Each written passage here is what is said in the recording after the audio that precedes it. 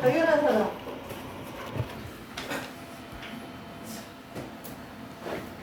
찾아보세요.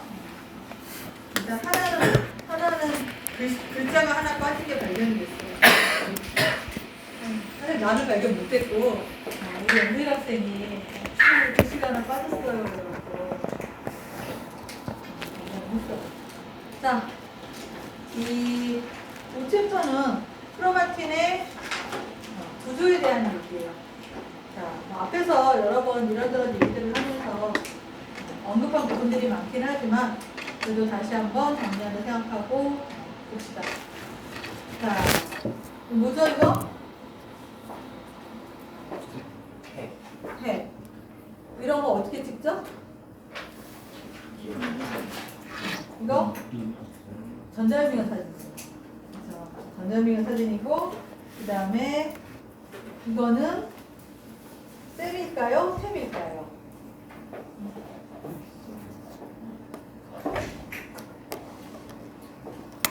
그 문제 자체를 지금 못 알아듣고 있지는 않죠?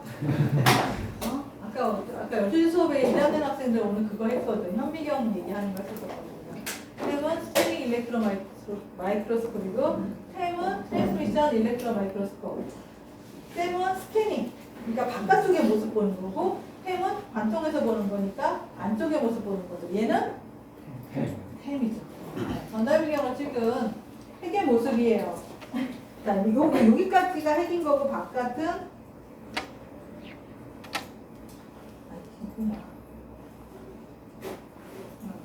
자, 요렇게가 핵인 거고요.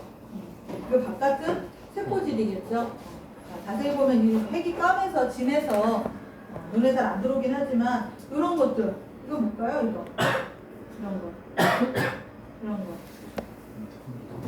미토콘드리아. 이게 외막과 내막이 있잖아요. 지글지글 하잖아요. 그렇죠? 미토콘드리아의 모습이고요. 자, 이쪽이 핵의 모습입니다.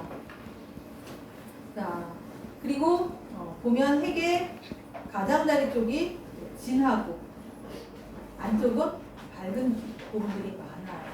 진한 부분이 헤테로크로마틴, 안쪽에 밝은 부분을 유크로마틴이라고 얘기를 해요. 이 교재에도 언급을 했지만 사실 헤테로크로마틴과 유크로마틴을 수학적으로 딱 나눠서 얘는 헤테로크로마틴, 쟤는 유크로마틴 이렇게까지 개념은 아니에요. 그런데 어쨌든 그 크로마틴 구조를 우리가 뭔가 좀 이렇게 차이가 있다라는 약간 추상적인 개념으로 얘기를 했을 때 상대적으로 응축된 부분 헤테로, 상대적으로 풀린 부분 유크로마틴이라고 얘기를 하고요. 전자현미경 사진을 찍어서 보면 저렇게 차이가 나요. 자, 그리고 지금 여기 가운데 이 밝은 부분은 이제 뉴클레어스 인이 있고요. RNA가 전사되고 리보솜 단백질이 핵 내로 들어와서 리보솜의 스몰 서브유닛과 라지 서브유닛이 각각 조립되는 부분을 우리가 인이라고 얘기하고, 이 부분에는 rRNA로 전사가 되는 DNA 부분들이 이 부분으로 모여와 있고요. 그 다음에 rRNA 전사에 필요한 여러 RNA 폴리머레이즈 원과 단백질들이 모여서 RNA 전사를 하게 됩니다. 자, 그 인이고, 그리고 주변에도 이렇게 헤테로크로마틴 부분들이 있고요. 자, 헤테로크로마틴을 한국말로 이질 크로마틴으로 번역이 되어 있고요. 유크로마틴은 진정 크로마틴으로 번역이 되어 있어요. 이거는 그 생물학 사전에 그렇게 나와 있어서 하는데 사실 이 말은 나도 잘 입에 익지가 않더라고요. 그래서 그냥 헤테로와 유크로마틴 정도로 생각을 하면 될 것 같고요. 그 다음에 자, 이거 지금 전자현미경 사진이에요. 이거 근데 여기 지금 저기가 없어. 이거 출처가 있기는 하다. 출처를 있긴 하긴 한데 이게 내가 알기로는 돈 주고 산 그림, 산 사진일 거예요. 이런 것들을 그냥 가져다가 교재에다가 쓰면 저작권법에 걸리기 때문에 이렇게 판매하는 데 올라와 있어서 이걸로 판매하는 사진을 가져다가 교재에 올려놨어요. 여러분들 분자생물학 교재에도 이런 수학 그림이 있잖아요. 그건 가져다 쓰면 좋겠긴 하겠지만 그거 쓰면 이제 문제가 되기 때문에 그렇다고 내가 찍을 수는 없고 내가 찍을 능력은 안 되고 자, 크로마틴의 모습이고요. 그 다음에 이제 내가 찍을 능력이 내가 만들 수 있는 능력이 되는 거. 저거는 랩에서 만들었어요. 저와 유사한 그림이 분자생물학 교재에도 제 사진 나와요. 그리고 분자생물학 실험을 우리 연구실에서 할 때 같이 했었던 사람은 M&A즈로 크로마틴 잘라서 DNA 퓨리파이 해서 젤에다가 거는 실험들을 했을 거예요. 해본 사람들은. 그러면 나머지는 안 했네. 나머지 안 한 사람들은 아마 우리 연구실에 분자생물학 실험 1학기 때 1을 들어가지 않을 때 했던 사람은 아마 RT-PCR과 웨스턴만 했었고 우리 연구실로 들어갔을 때 분자생물학을 한 사람은 RT-PCR, DNA, 제노믹 DNA 퓨리피케이션, 웨스턴 이런 세 개를 해서 해봤을 거예요. 그때 했을 때 사진들 찍어갖고 오면 어떤 조는 이렇게 보통 이게 4개의 것들을 만들어서 했었었죠. MNZ 처리 안 한 거, MNZ 농도 이렇게 3가지 농도별로 해서 DNA 퓨리파이드 제대로 걸었을 거예요. 이렇게 이쁜 그림이 나온 사람도 있을 것이고 3개의 차이가 별로 안 나게 나온 조도 있었을 것이고 어떤 조는 레인 하나가 뻥 빈 조도 있었을 거예요. DNA 퓨리파이 하라고 그랬는데 퓨리파이 못하고 다 어디선가 잃어버린 사람도 있었을 것이고 자, 크로마틴에 대한 얘기 아까 헤테로크로마틴, 이크로마틴 했고 그 크로마틴을 구성하는 기본 단위는 여러분 잘 알고 있는 뉴클레오솜입니다. 뉴클레오솜은 8개의 히스톤 폴리펩타이드로 안쪽이 단백질 부분이 구성이 되어 있고 그 바깥에를 약 200베이스의 DNA가 안고 있게 되죠. 그 크기는 이렇게 10에서 11나노미터, 5에서 6나노미터 정도의 크기를 갖고 있어서 보통 원통형의 모양을 갖는다라고 얘기를 하고요. 이 뉴클레오점을 우리가 나눌 때 뉴클레오점, 코어 리전, 그리고 링커 리전 이런 식으로 나누기도 합니다. 코어 리전은 히스톤 옥타머와 그걸 감고 있는 약 146베이스 또는 147베이스의 DNA가 감겨져 있는 부분을 코어 리전, 지금 핵심 부분으로 번역을 해놨고요. 코어 리전이라고 얘기를 하고 그 코어 리전을 연결하는 부분을 링커 리전이라고 얘기를 하고 이 링커 리전에는 수십 베이스의 DNA와 링커 히스톤이라고 하는 히스톤 H1이나 H5가 들어가 있어서 그 부분을 구성하게 되고요. 그렇지만 이제 우리가 뉴클레오점 하면 코어, 링커 다 포함한 부분을 뉴클레오점이라고 얘기를 하고요. 코어 리전에 있는 그 히스톤 단백질을 코어 프로테인이라고 얘기를 하는데 그리고 코어 프로테인은 DNA 감는 데 결정적인 역할을 하고요. 그다음에 링커 프로테인 같은 경우는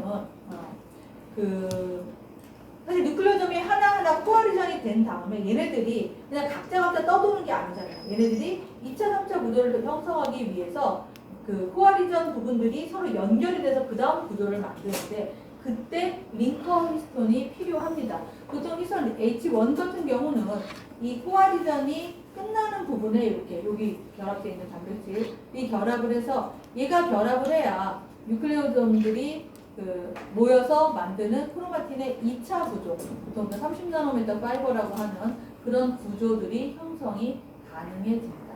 그리고 DNA가 감을 때 이제 1.7바퀴 이러면 이렇게 DNA가 들어서 히스톤을 감고 이렇게 나가게 되는데 이때 링커 히스톤이 없으면 이렇게 감아서 이렇게 나가요.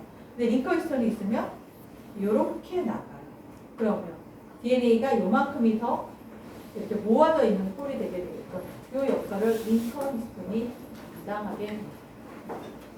어떻게 여기 그림이 있으면 보고 그 다음에 뉴클레오점 구조가 저렇게 약 200베이스의 DNA와 단백질로 결합이 되어 있다는 걸 알게 된 그 실험이 바로 오른쪽에 보이는 이런 실험이에요. 사실 이 그림은 여러 가지 실험을 통해서 얻은 결과를 갖고 만들어낸 모식도이고요.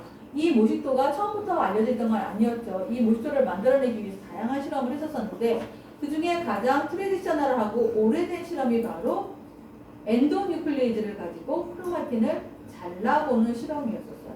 엔도뉴클레이즈란 얘기는 DNA를 자를 수 있는 효소를 엔도뉴클레이즈라고 얘기를 하고 역시 얘도 효소기 때문에 효소가 효소로서의 작용을 하려면 붙어야, 들어가야, 억세서블 해야 들어가서 일을 하죠. 얘가 하는 일은 걔를 자르는 거예요. 근데 이 DNA가 혼자 있으면 엔도뉴클레이드가 잘 붙어서 잘 자를 수 있지만 DNA가 어떠한 종류의 단백질이든 단백질하고 결합하고 있으면 엔도뉴클레이드의 접근성이 떨어져서 자르는 일을 못하게 돼요.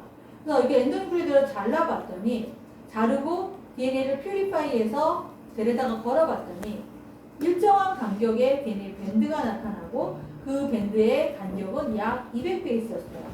자, 결국 규칙적인 밴드가 나타났다는 얘기는 크로마틴을 구성하는 구조가 규칙적인 단위를 갖고 있고 그 규칙적인 단위에 약 200베이스 간격으로 뭔가 DNA가 보호되는 단백질과 결합하고 있는 부분이 있다는 걸 알게 되고 그 이후에 추가적인 실험들 나중에는 크리스탈을 만들어서 그 엑스레이로 사진을 찍는 것까지 하게 됐죠. 그래서 지금 보면 잘 보면 밴드가 한 10개 정도까지 관찰이 되죠. 그러면 그 10개 정도가 어디냐면 여기가 제일 오른쪽에 있는 거는 DNA 마커예요. 그래서 100, 200, 300, 400, 500, 600, 700, 800, 1K, 1.5K 10개면은 약 2K 정도 되겠죠. 2kbase 정도 되겠죠. 그러면 여기서 또 한 10개면 이 2.5보다 위쪽에 나타나요. 운 좋은 사람 쭉씩 이렇게 세워보면 200베이스에 대충 200베이스 근처에 밴드 첫 번째 밴드가 나타나죠. 그리고 400베이스 부분에 두 번째 밴드가 나타나요. 자, 그 다음에 이제 또 세심한 사람. 첫 번째 보이는 이 200베이스 밴드의 위치가 다 동일하지 않은 걸 보실 수 있어요. 이쪽으로 갈수록 조금 더 아래쪽으로 내려와 있는 얘는 그래 제일 왼쪽에 있는 건 거의 뭐 200 정도 될 것 같은데 얘는 200 좀 안 되지 않나? 라는 그런 그 생각들이 들 거예요. 자, 이거 왜 그러냐 하면 오른쪽으로 갈수록 엔자임의 농도가 높아졌어요. 결국 DNA를 더 많이 자를 수 있는 상황이 됐다는 얘기예요. 결국 우리가 단위는 200이지만 엔도뉴클레이드가 들어가서 200 간격으로 딱딱 끊는 게 아니라 엔자임이 조금만 쳤으면 200 정도의 제일 억세서블한 부분을 잘랐을 거예요. 그런데 엔자임의 농도가 높아지면 양이 많아지게 되면 그 부분을 기준으로 양 옆에가 여전히 억세서블하다면 즉 억세서블하다는 얘기는 단백질의 결합 없이 프리 DNA 상태로 존재한다면 그 옆부분도 조금씩 먹어 들어갔을 거예요. 결국 단백질하고 결합하고 있는 부분은 여전히 보호가 됐지만 그 옆에 있는 프리 DNA가 엔자임의 농도가 높아짐으로 인해서 잘려나가고 나머지 DNA만 남게 된 거예요. 결국 200보다는 점차 작은 사이즈의 DNA만 남아서 퓨리파이에서 얻어지게. 자, 여기서 만약에 이제 엔자임이 여기까지 쳤어요, 농도를. 근데 엔자임의 농도를 더 올리거나 반응 시간을 더 길게 하면 위쪽에 보이는 다이뉴클레오즘, 트라이뉴클레오즘 이런 밴드들이 점차 사라지고 대부분이 모노뉴클레오즘 상태로 나타날 거예요. 거기에 더 엔자임을 올리면 모노뉴클레오즘에서 얻은 DNA 그 길이가 밴드의 사이즈가 점차 낮아지겠죠. 작아지겠죠. 그러다가 약 146, 147 정도까지 가게 되면 한동안 더 엔자임의 농도를 높여도 DNA 길이가 짧아지지 않고 버티는 부분이 있어요. 결국 그게 뉴클레오즘의 코어 리전이고 146베이스의 DNA는 전부 다 단백질하고 결합하고 있기 때문에 엔자임의 농도가 올라가도 더 분해되지 않고 버틴다는 겁니다. 그 얘기가 인자생물학 여러분 교재에 나와 있었었죠. 다이니클레오즘으로 자르면 처음에 200으로 잘렸다가 점차 엔자임의 농도를 높이면 이쪽 요 끝에 말단에 얘네들은 지금 단백질하고 결합 안 된 프리리전이에요. 얘네들이 잘려서 점점 여기까지 버티고 물론 여기서도 한참 엔자임 농도를 높여주면 더 잘리기는 해요. 그런데 요때 거는 이렇게 정비례에서 점점 내려갔다면 그 다음에는 한동안 버티다가 엔자임의 그 농도가 엄청 높아지면 DNA 길이가 146에서 더 짧아지게 됩니다. 결국 그러한 결과를 토대로 크로마틴의 구조적 단위가 200베이스 단위고 그 중에 한 146베이스는 단백질하고 직접 결합해서 보호되고 있구나라는 그런 결론을 실험적으로 얻어내는 겁니다. 이게 바로 실험입니다.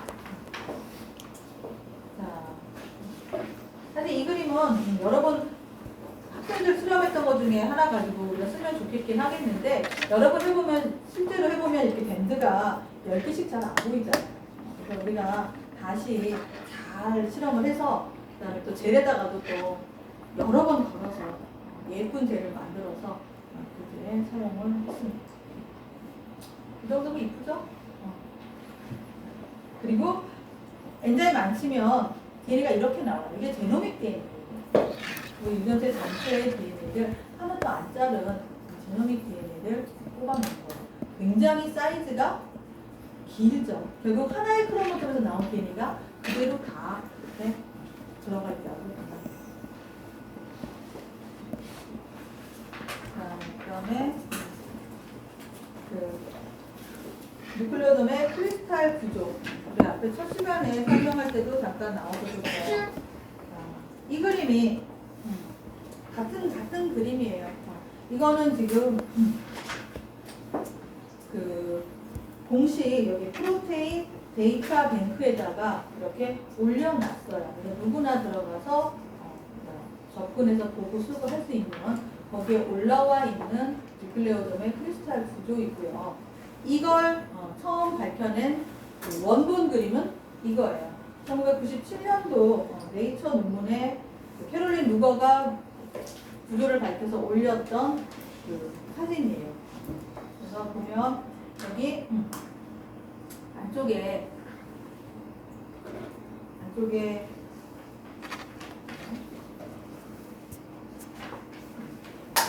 보면 빨간색과 노란색이 H3하고 H4. 자, 이 부분.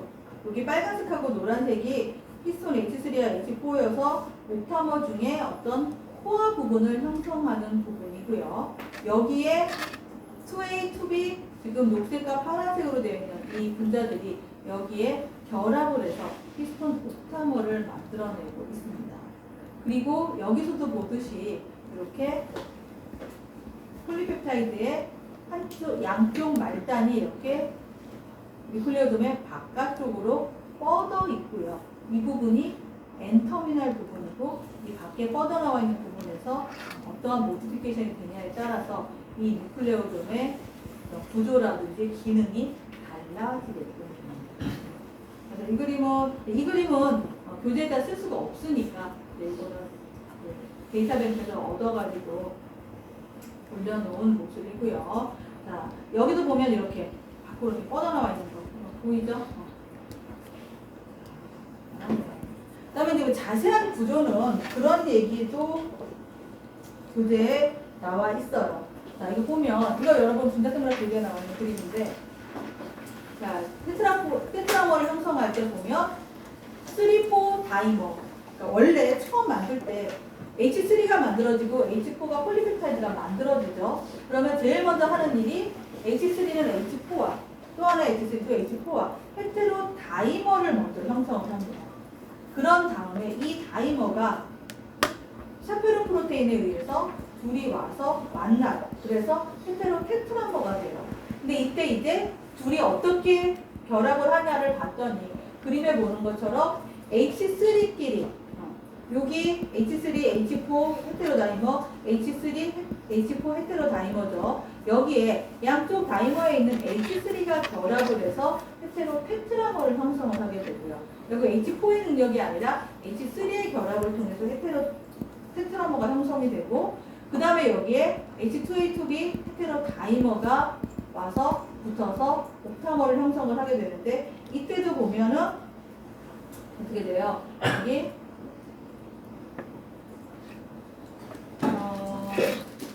2B가 여기 빨간색 보이죠? 그죠? 2B가 여기 녹색 H4와 결합을 해요. 그러니까 이걸 외우란 뜻이 아니라 이런 식으로 그 각자 히스톤들이 특정 8개가 전부 다 이렇게 붙는 게 아니라 그 붙는 히스톤 종류가 있고 그 부분의 도메인의 인터랙션을 통해서 옥타머를 만든다라는 거예요. 그 사람들이 다 이게 어떻게 8개가 어떤 방식으로 모이냐를 연구들을 해서 테트라머를 할 때는 H3랑 3가 붙어서 테트라머를 하는 거고 그 헤테로 테트라머의 옥타머를 만들 때는 2B와 H4가 결합을 해서 옥타머를 만들고 이런 식으로 구조들을 하나하나씩 다 밝혀냈던 거예요. 그래서 이런 방식으로 해서 옥타머가 형성이 되고 여기에 DNA가 감겨서 뉴클레오존 구조를 형성하고요. 또 어떤 경우들을 보게 되면 2A, 2B는 없이 H3, 4 헤테로 테트라머만 가지고 그 안쪽에 코어 부분만 가지고도 DNA가 감겨져 있는 약간 헐렁한 형태의 뉴클레오존도 관찰이 된다라는 보고가 있어요. 자, 그 이유는 이 옥타머가 해체가 될 때는 2A, 2B가 먼저 떨어져 나가기 때문에 안쪽에 있는 코어 파트만, 코어 히스톤만 이렇게 남아있고 거기에 DNA가 감긴 상태로 존재하는 경우도 있다는 얘기예요. 이렇게 되면 훨씬 억세서블한 DNA가 되기 때문에 8개의 히스톤이 다 들어가 있는 것보다는 좀 느슨한 형태의 뉴클레오존 구조가 되겠죠. 이것들이 이제 실제로 세포 안에서도 관찰들이 되긴 한답니다. 자, 그다음에 나와 있는 뉴클레오존의 위치 선정에 대한 얘기가 나와요. 뉴클레오존 포지셔닝이라는 개념이에요. 영어로 말하면 뉴클레오존 포지셔닝. 위치 선정. 뉴클레오존은 DNA에 아무데나 들어있을까? 정해진 자리가 있을까? 이거 역시도 우리 지난 시간에 할 때 잠깐 얘기를 하긴 했었어요. 자, 실제로 보면 중요한 부분, 뭔가 생물학적으로 기능이 있는 부분은 뉴클레오존들이 특정한 위치에 자리를 잡고 있는 것들이 확인이 돼요. 포지셔닝이 되어 있다는 얘기인 거죠. 그러면 그 포지셔닝이 되어 있는지 아닌지 어떻게 알아냈느냐. 자, 앞에 나와 있는 저 그림이 보통 우리가 이제 서던 블럿으로 확인을 하는 뉴클레오존 포지셔닝 확인이에요. 자, 이거 실험적으로 보게 되면 자, 여기 지금 이렇게 뉴클레오존들이 쭉 배열이 되어 있어요. 이 창문 좀 열자.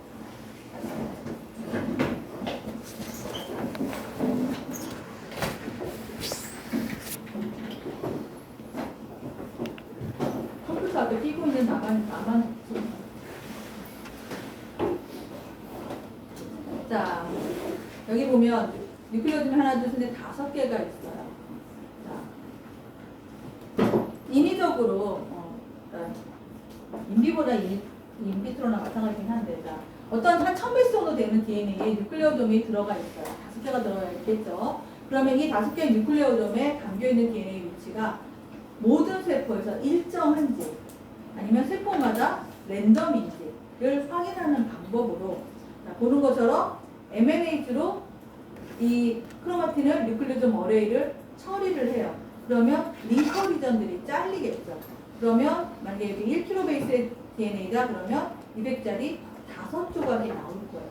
지금 요리 겹쳐서 그려놨지만 이 DNA가 겹친 DNA를 표시하는 건 아니에요. 여기서 하나, 여기서 하나 이렇게 5조각의 DNA가 얻어질 거예요. 자, 그러면 이제 가운데 뉴클레오돔이 항상 같은 자리에 있는지 다른 자리에 있는지를 확인하기 위한 방법으로 일단 MNAG로 자른 다음에 그 다음에 여기 파란색으로 표시된 건 제한 요소예요. 제한 요소 자리. 어차피 우리가 저희 DNA 연기설을 알고 있기 때문에 제한 요소로 잘라요. 그러면 자, 이 파란색 제한 요소 자리는 이 DNA 여기 1kb에 여기밖에 없어요. 자, 그러면 여기가 이렇게 절단된 DNA가 나오겠죠. 그리고 이 DNA 길이가 얼마나 되는지를 탐침자라고 하면 프로브예요. 얻은 DNA, 이 DNA 자체가 우리 눈에 안 보이잖아요.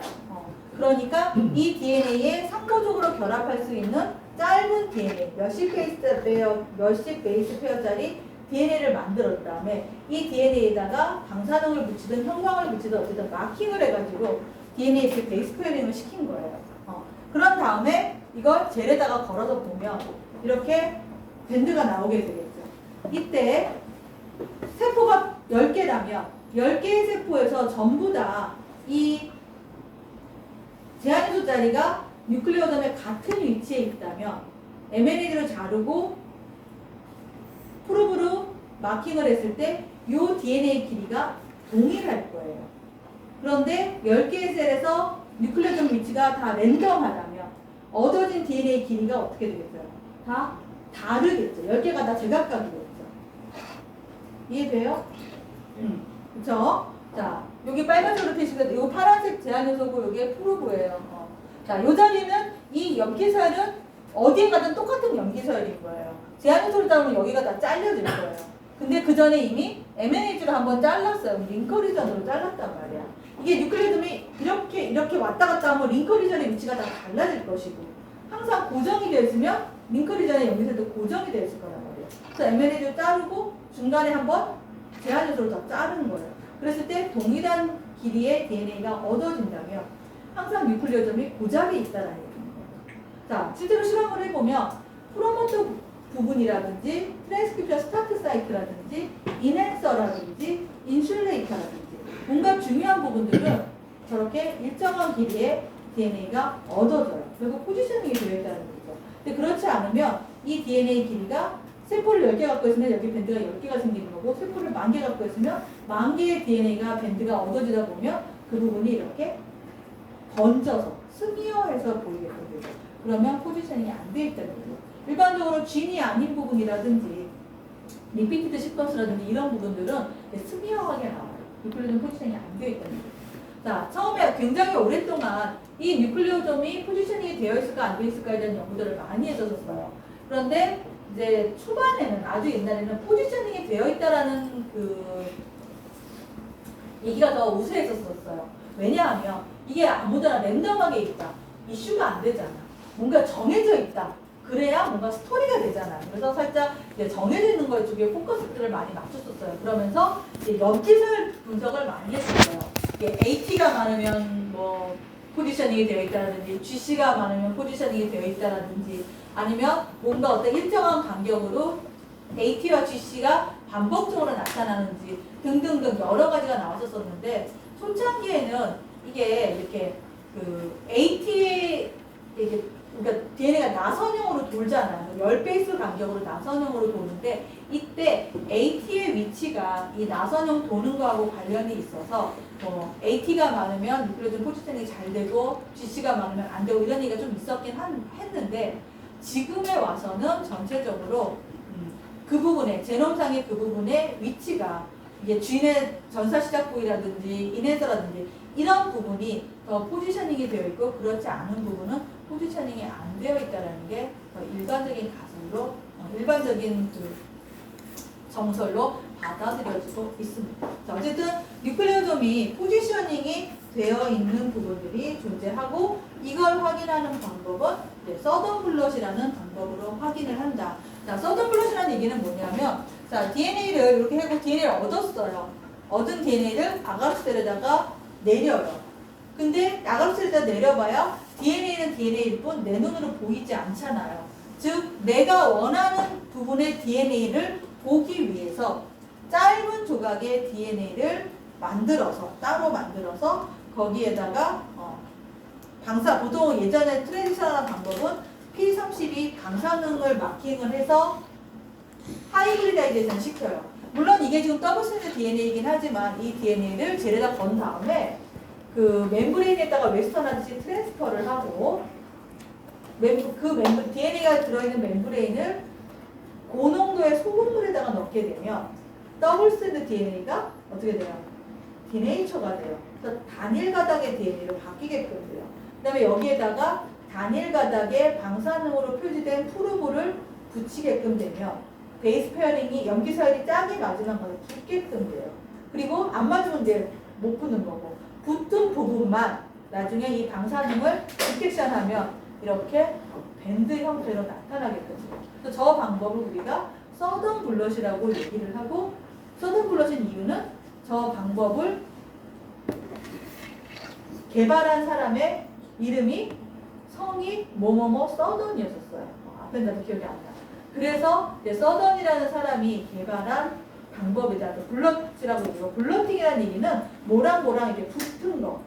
이걸 하이브리다이제이션이라고 얘기하죠. 이걸 우리가 블러팅이라고 얘기를 해요. 그래서 DNA를 템플레이트로 해서 DNA 프룹을 이용해서 블러팅을 시켜서 특정한 DNA를 찾아내는 방법. 개발한 사람이 서던이라서 서던 블러팅이라고 얘기를 하고요.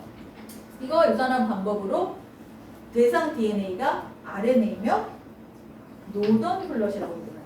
젤에다가 RNA를 걸고 그 RNA에 내가 관심 있는 RNA가 있는지 없는지를 프로브로 만들어서 프로브로 붙이며 RNA, DNA도 하이브리다이제이션 통해서 이 블러팅이 되기 때문에 RNA를 대상으로 DNA 프로브를 갖고 블러팅을 하면 우리가 서던의 반대인 남쪽의 반대인 북쪽 노던 블러시라고 얘기를 하고요.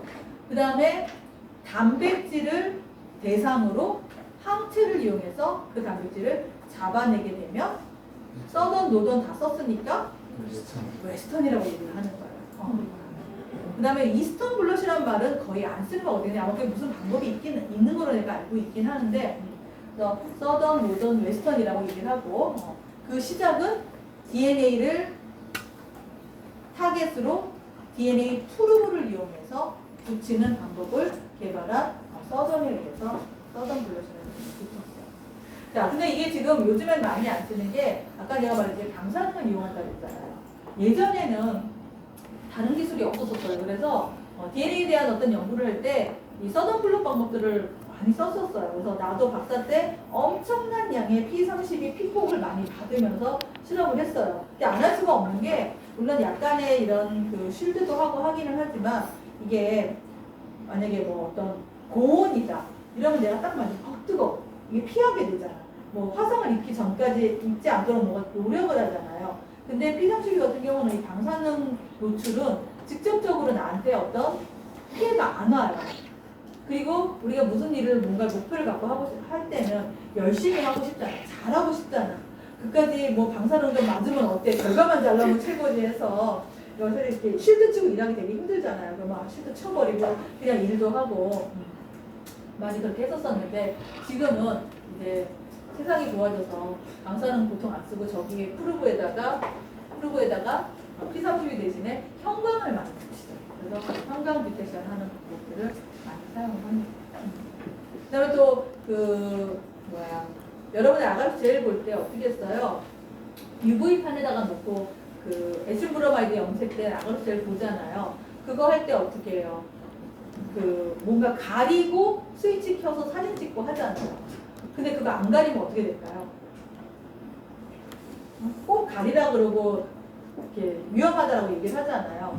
근데 그게 이제 실험을 하다 보면 물론 앞에 가리긴 하는데 이렇게 가려놓고 뭐 거기서 이렇게 손 대고 이렇게 뭐 일 같은 거 하는 경우들이 있어요. 젤에서 DNA 젤 밴드 나오면 그 밴드 잘라서 녹이면 그 밴드 안에 들어있는 DNA를 용액에다가 추출해서 다른 데 쓰기도 하고 이렇게 해요. 그럴 때 자르려면 어떻게 해요? UV 켜놓고 앞에 내 얼굴을 실드로 가렸지만 손은 이렇게 들어가서 이렇게 자르잖아. 근데 원래 이렇게 하면 손 긴 팔 입고 해야 되는데 답답하잖아. 하다 보면 손에 걷어붙이고 장갑은 꼈어요. 이런 거 해요. 그럼 나중에 어떻게 돼? 이 부분만 타요. 그날은 몰라. 한 이틀 지나면 여기가 따끔따끔하고 가려. 이거 왜 그러지? 잘 생각을 해보면 며칠 전에 UV판에다 올려놓고 실험하는 거예요. 근데 이런 거 한번 되고 나면 그게 이제 뭐 죽을 만큼 저건 아닌데 어쨌든 화상을 입었다는 걸 알게 되죠. 그런 거는 한번 경험하고 나면 그 다음에 그런 걸 할 때는 이렇게 손에 다 이렇게 길게 하고 실험 가운 입고 하는데 처음에 한 번 정도씩은 그거 이쁘게 잘 잘라내더라고. 밴드 잘 자르더라고. 옆에 밴드랑 컨텀 안 되게 정확한 밴드만 자르느라고 노력들을 하다 보면 그런 실수들을 하게 됩니다. 사실 실험실에서 실험하는 것들이 굉장히 위험한 요소들이 많아요. 아차 잘못하면 그 사고 날 수 있는 일들이 많습니다. 자, 또 뭐 이런 제트상에서 하는 얘기들을. 자, 그 다음에 이거 뉴클리오즘의 포지셔닝은 트랜슬레이셔널 포지셔닝과 로테이셔널 포지셔닝 두 가지 개념으로 또 나눠서 설명을 해요. 자, 이건 뭐냐면 트랜슬레이셔널 포지셔닝은 그냥 전체 DNA를 봤을 때 뉴클리오즘이 어디에 있냐라는 거예요. 그러니까 결국 링커 리전을 기준으로 어디까지가 링커 리전이고 링커 리전이 아니란 얘기는 뉴클리오즘 코어 리전이 되는 거잖아요. 그래서 링커 리전을 기준으로 뉴클리오즘의 위치만을 잡아내는 걸 트랜슬레이셔널 포지셔닝이라고 얘기를 하고요. 로테이셔널 포지셔닝은 하나의 뉴클리오즘 안에 DNA가 어떻게 위치를 하고 있냐. 히스 옥타모에 감겨서 DNA가 요렇게 있냐, 요렇게 있냐. 자, 옥타모에 물론 DNA가 이렇게 감겨져 있어요. 근데 얘가 더블 스트랜드가 이렇게 돌잖아. 이랬을 때 요렇게 있는 거랑 요렇게 있는 거는 다른 개념이에요. 여기 염기서열이 여기가 만약 GATC였다. 그럼 이렇게 돼 있으면 저 GATC는 외부의 어떤 단백질하고 접근하기가 그나마 쉬워요. 근데 이 GATC가 이렇게 돼 있어요. 그러면 여기는 GATC 상호적 염기서열이 들어가고 있죠. 그러면 얘가 단백질이 결합하기가 훨씬 어려워요. 그래서 이 하나의 뉴클리오즘에서 DNA 위에 요 돌아가는 위치를 표시한 걸 우리가 로테이셔널 포지셔닝이라고 얘기를 합니다. 그냥 어쨌든 뉴클리오즘의 위치에 대한 얘기를 할 때 이런 개념으로 포지셔닝을 설명한다라는 거예요. 자,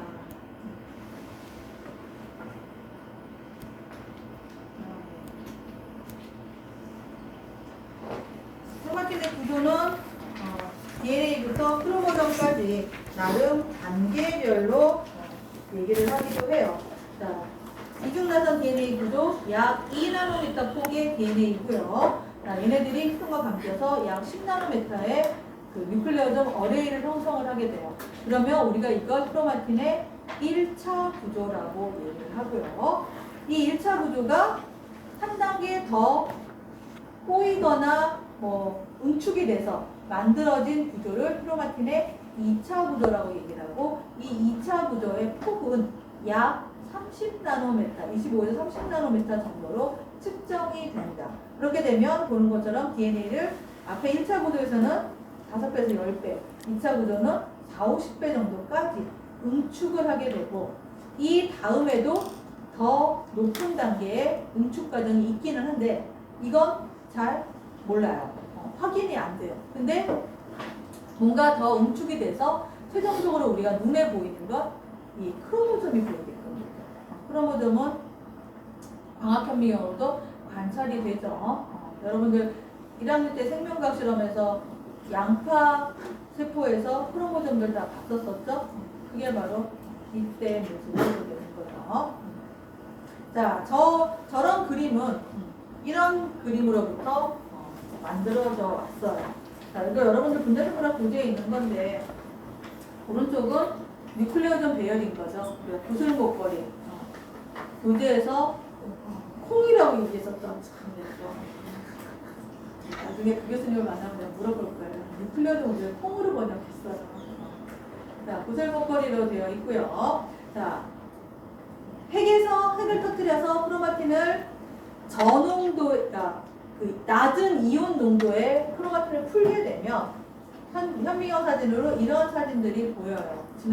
지난번에 히스토리 얘기하면서 1970년대 때였나 사람들이 논문에서 밝혔다라는 거 얘기했었죠. 자, 보는 것처럼 이런 그림이, 이런 사진이 찍혔어요. 전자현미경 사진으로. 이걸 보고 사람들이 생각을 뭘 했냐면, 여기 한 가로 측면을 보게 되면 동그라미가 2개도 보이는 데도 있고 3개도 보이는 데가 있어요. 이걸 보면서 뉴클레오즘들이 이렇게 나선형으로 돌아서 30나노미터의 파이버를 만들고 있지 않을까. 이게 나선형, 한 면에 3개가 보인다는 얘기는 최대 6개의 뉴클레오즘이 한 바퀴를 돌아서 나선형 구조를 만들고 있지 않을까라고 생각을 했어요.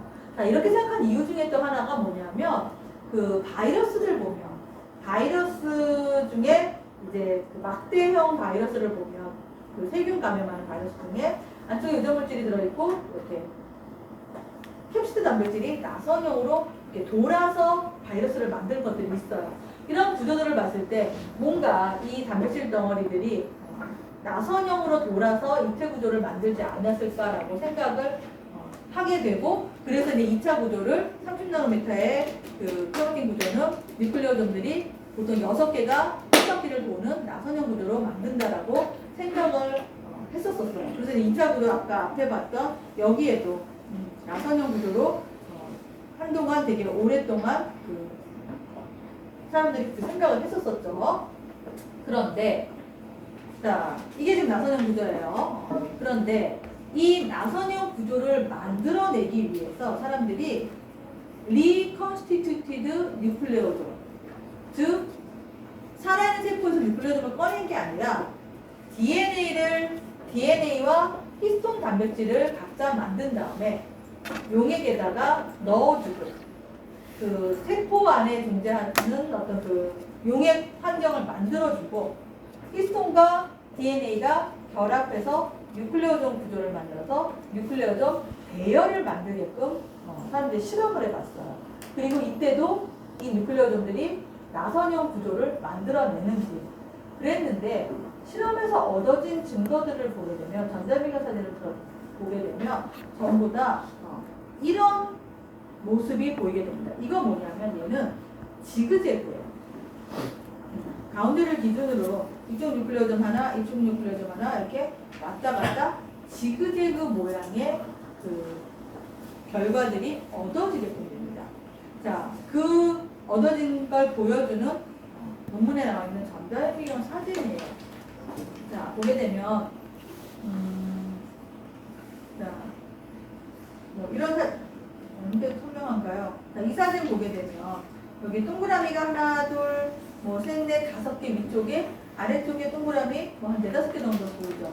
걔네들이 하나하나의 뉴클레오점이에요. 그리고 이 뉴클레오점들이 2차 구조를 형성을 한 건데, 지금 보면 아래쪽에 한 줄, 위쪽에 한 줄이죠. 이거 결국 DNA를 한 2kb 정도 되는 DNA를 넣어주고, 그 다음에 히스톤 넣어주게 되면 DNA와 히스톤 사이의 결합은 정전기적인 결합에 의해서 형성이 돼요.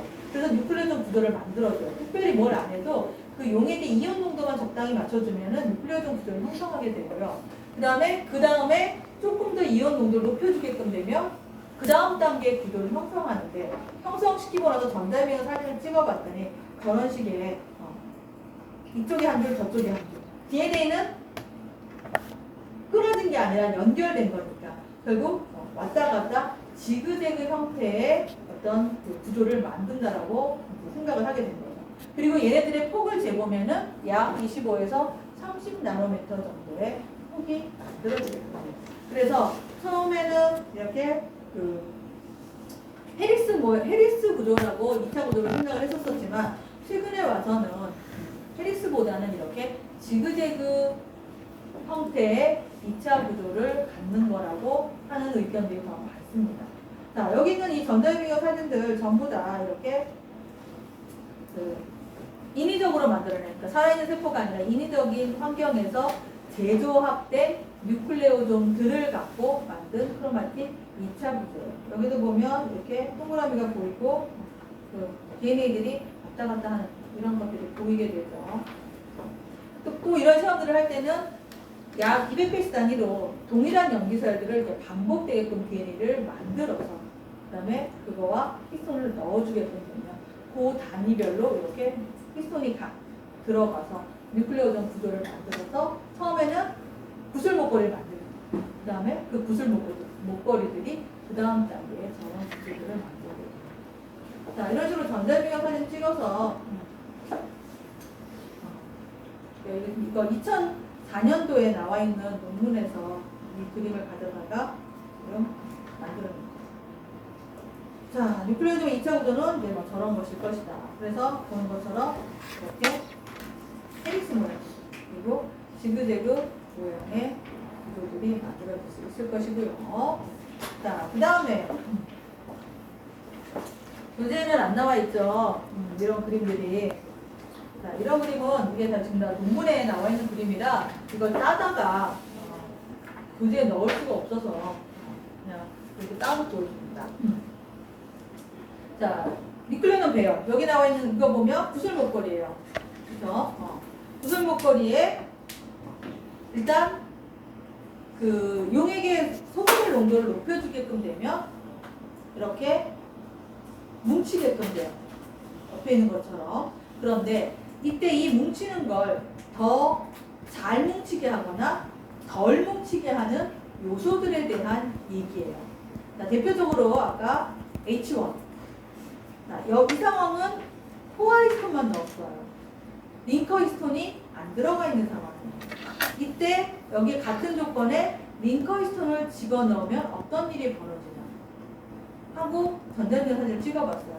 자, 이렇게 풀어져 있던 구슬 목걸이가 H1을 넣으면 이렇게 뭉치게끔 아까 말했던 것처럼 가운데가 옥타먹고 DNA가 이렇게 들어가서 한 바퀴 돌고 이렇게 나왔다면 얘네들이 링커히스톤이 들어오면서 이렇게 만나게 되고 그럼 얘네들이 쭉 연결되어 있으니까 그 다음 단계에 더 응축된 구조를 만들겠거든요. 그래서 H1, 링커히스톤의 역할, 크로마틴의 2차 구도를 만드는데 1차 구조에는 상관없지만 리플리어점 구슬 목걸이 만드는 데 상관없지만 2차 구조 만드는 데는 이렇게 링커히스톤이 필요하다는 것을 보여주고 있고요. 자, 그 다음에 또 뭐가 있냐면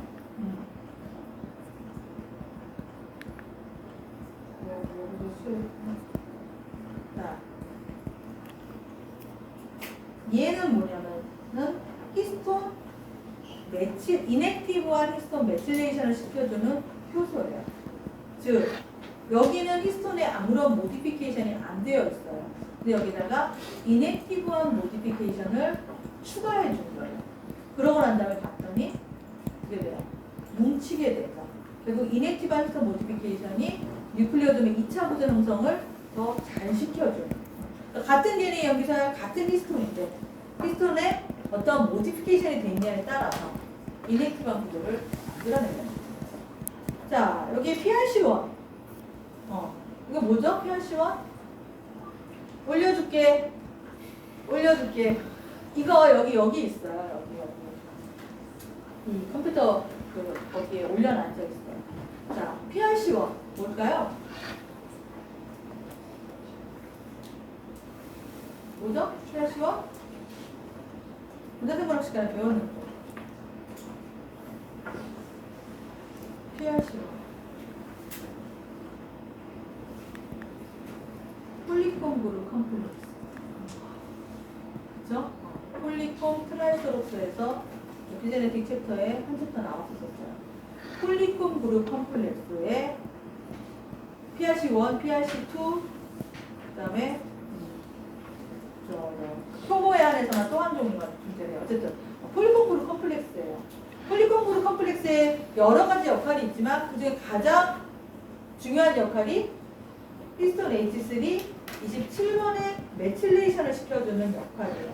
히스톤 27번의 메틸레이션은 내가 지난 시간에 액티브 2개, 이넥티브 2개라고 얘기했었는데 이넥티브 중에 하나예요. K27. 결국 PRC1을 이용해서 히스톤 H3 K27에다가 메틸레이션을 시켜. 저 잘못 설명했다. 다시. 그거는 PRC1은 이넥티브한 모디피케이션을 추가했어요. 그랬더니 보는 것처럼 얘가 이런 식으로 뭉치더라는 거예요. 결국 크로마틴에 어떠한 모디피케이션이 됐냐가 뭉치고 풀리고 하는 거를 조절한다라는 얘기가 되는 것이고요. 자, 그 다음에 여기 PRC2도 폴리콤의 같은 그룹의 컴플렉스예요. PRC2는 EDH2나 EDH1을 이용해서 K27 트라이메틸레이션을 시켜주게 되고요. PRC1은 히스톤